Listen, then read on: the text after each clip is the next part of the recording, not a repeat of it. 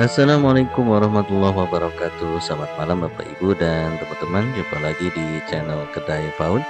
Pada kesempatan malam hari ini saya akan menjawab salah satu pertanyaan tentang bagaimana cara mencatat detail transaksi di mana kita akan melakukan belanja di luar Siplah pada aplikasi Arkas 4. Nah, bagaimana caranya? Silakan disimak Bapak Ibu, mudah-mudahan membawa manfaat. Baik Bapak Ibu dan teman-teman, terkait masalah belanja ya, Bapak Ibu bisa melalui Siplah dan bisa belanja non Siplah.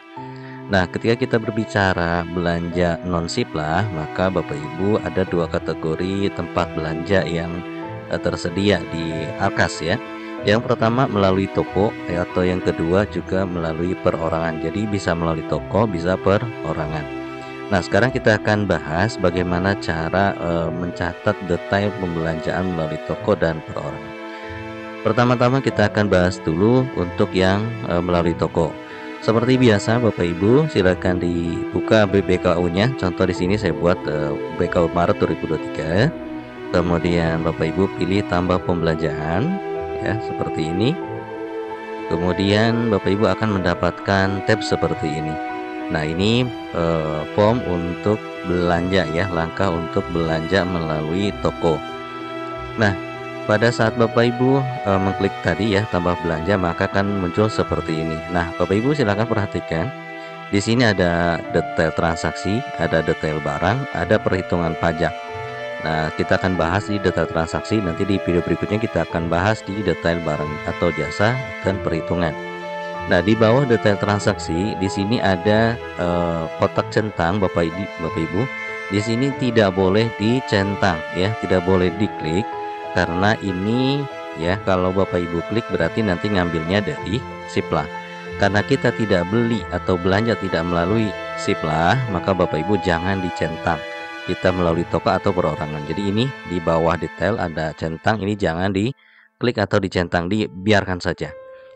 Nah, kemudian di langkah yang ketiga, Bapak Ibu ya, kita pilih tanggal transaksinya, diklik saja di kalender sini, nanti dipilih tanggalnya.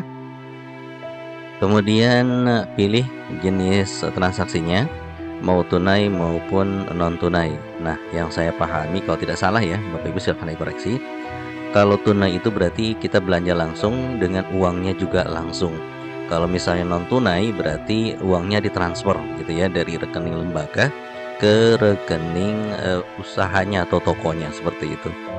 Baik, nah berikutnya di tahap atau di langkah yang kelima, di bawah setelah kita memilih jenis transaksi, di bawah ini Bapak Ibu ada centang juga ya, ada kolom atau kotak ya, kotak centang. Ini juga jangan diklik atau dicentang karena pembelanjaan ini hanya untuk yang tidak melalui toko atau nanti perorangan. Nanti kita akan bahas di berikutnya. Nah, ini jangan dicentang karena kita akan belanja melalui toko ya. Ini melalui toko. Kalau misalnya Bapak Ibu diklik berarti Bapak Ibu ke perorangan. Jadi kalau Bapak Ibu melalui toko, ini jangan dicentang. Paham ya? Nah, berikutnya Bapak Ibu masukkan nama toko atau badan usaha, misalnya Toko Mekar Makmur gitu ya, ATK. Kemudian alamat toko atau badan usahanya di mana? Misalnya di Jalan Anu, Blok Anu, Provinsi dan seterusnya ya. Kemudian nomor telepon. Nah, nomor telepon ini harus bisa dihubungi. Ya, kemungkinan nanti mungkin nanti ada pengecekan gitu ya, apakah benar mungkin belanja di situ atau tidak dan seterusnya. Jadi Bapak Ibu silahkan belanja sesuai dengan realnya ya. Nah, setelah Bapak Ibu memasukkan nomor telepon, kemudian memasukkan nomor NPWP atau toko badan usahanya. Apabila toko ini sudah memiliki NPWP, masukkan. Kalau tidak punya, tinggal diklik saja di langkah 10. Toko atau badan usaha ini tidak memiliki NPWP, diklik saja ya tokonya. Kemudian langkah berikutnya Bapak Ibu di sini langkah yang terakhir yaitu klik lanjutkan. Dan kalau misalnya Bapak Ibu mau membatalkan berarti klik batal. Setelah Bapak Ibu klik lanjutkan di langkah yang ke-11, maka Bapak Ibu akan masuk ke tahap yang kedua yaitu detail barang dan jasa. Nah, insya Allah nanti kita akan bahas di video berikutnya. Nah, ini Bapak Ibu langkah-langkah untuk melakukan pembelanjaan di luar Siplah melalui toko atau badan usaha. Nah, sebelum kita lanjut ke bagian yang kedua, yaitu kita belanja ke perorangan, terlebih dahulu Bapak Ibu sini ada sedikit catatan ya untuk melaporkan pembelanjaan yang dilakukan melalui toko atau badan usaha. Anda wajib mengisi semua kolom isi detail pembelanjaan yang tersedia.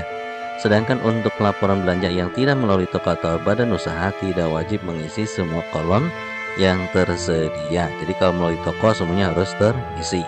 Kalau melalui perorangan tidak harus semuanya terisi. Nah, sekarang kita bahas bagaimana mencatat kalau seandainya kita belanja di bukan toko atau ke perorangan.